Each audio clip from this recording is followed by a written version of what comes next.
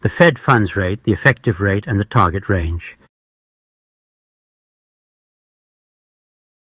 Often in market economics training, even in prestigious programs, attendees say that they are not sure of the distinctions between the Fed funds rate, the effective Fed funds rate, and the Fed funds target range.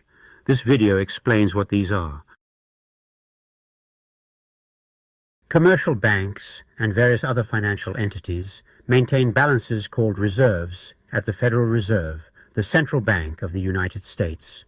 These funds are used to meet customer withdrawals, settle transactions with other banks like check clearing, and earn interest that the Fed pays on reserves, which is known as interest on reserve balances, or IORB. Government-sponsored enterprises, such as the Federal Home Loan Banks, also maintain large accounts at the Fed, though their funds are classified as general deposit balances, not reserves, and are legally ineligible to earn interest from the Fed. If a bank has more reserves than it needs, or when a GSE has uninvested overnight cash, it may lend those balances to institutions that hold accounts at the Fed. This lending is done as a transfer of funds between accounts at the Fed from the lenders to the borrowers. The federal funds market is the arrangement in which this occurs. This market is a largely electronic, over-the-counter market in which transactions are negotiated directly between institutions, often with the assistance of brokers, rather than through a centralized exchange. Fed funds loans are typically overnight and unsecured, meaning that borrowers do not pledge collateral to lenders as a security in case the borrower defaults. Note that in discussions on the Fed funds market, the word federal is usually shortened to Fed. The Fed funds rate. The interest rate that a bank charges on these loans is called a Fed funds rate. This rate can vary from one borrower to another. For example, a large, well-capitalized bank, like JP Morgan Chase, will likely be able to borrow at a lower rate than a less credit-worthy bank. A bank that regularly borrows from another institution might receive preferential terms from it. And toward the end of the day, Fed funds rates can ease if some banks still have surplus funds they would like to lend. Now pause this video as needed to check your understanding by answering multiple choice questions 1 to 4. The answers are after number 4.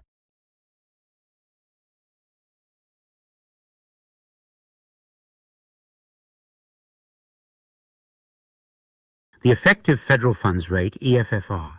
The effective federal funds rate is the volume-weighted median interest rate of a day's federal funds transactions. To get the EFFR, the New York Fed gathers data on the Fed funds transactions that occur each business day. The NY Fed orders these transactions from lowest to highest interest rate and gets the cumulative sum of the dollar volumes of these transactions. The interest rate at which this cumulative sum reaches the 50th percentile of volume is rounded to the nearest basis point and is the EFFR for that day. At approximately 9 a.m., the New York Fed publishes at its website the EFFR for the prior business day. It also publishes that day's transaction volume and the first, 25th, 75th, and 99th volume-weighted percentile rates. Let's walk through a simple example of how the effective federal funds rate, EFFR, which is a volume-weighted median, is calculated. Suppose for a day the New York Fed receives data showing these transactions occurred in the Fed funds market, sorted from the lowest to the highest rate. The total volume for the day adds up to 10 plus 12 plus 18 plus 25 plus 5 plus 15 plus 20 plus 15, which is $120 billion. Now, the 50th percentile of volume, or the halfway mark, is therefore $60 billion. If we look at the cumulative volume, by the time we reach transaction 3 at 4.05%, the cumulative volume is 10 plus 12 plus 18, totaling $40 billion. Transaction 4 at 4.10% adds another $25 billion, which brings the cumulative volume to $65 billion by the end of that transaction. Since the $60 billion mark, the 50th percentile actually falls partway through transaction 4, specifically after $20 billion of its $25 billion volume. The cumulative volume first crosses the 50 percentile threshold at the interest rate of 4.10%. So the volume-weighted median rate for this day is 4.10%. This day's EFFR would then be published by the New York Fed the following day as 4.10%. Before March 1st, 2016, the New York Fed actually calculated the effective federal funds rate as a volume-weighted mean of interest rates for a day's transactions in the Fed funds market. One of the main reasons for switching to a volume-weighted median was that the mean can be significantly affected by extreme values, which are quite likely during times of financial instability. By using the median, the data becomes a better indicator of what's typical in the market, giving us a clearer sense of normal market conditions. Now pause this video as needed to check your understanding by answering multiple choice questions 5 to 8. The answers are after number 8.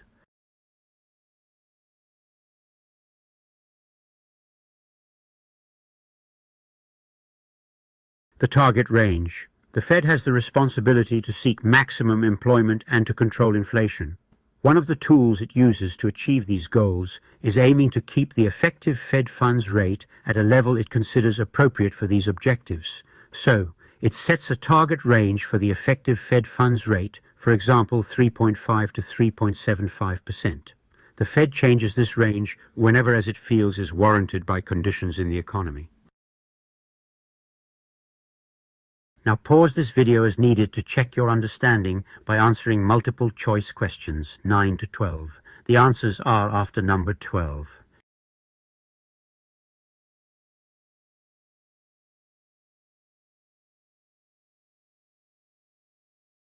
Summary. When a financial institution lends to another in the Fed funds market, the interest rate it charges is called a Fed funds rate. This Fed funds rate can vary from one lender or borrower to another, depending on factors like the lender's perception of the borrower's creditworthiness, etc. Each business day, the New York Fed gathers data on these transactions and calculates their volume-weighted median interest rate. This value is known as the effective federal funds rate, EFFR, for that day.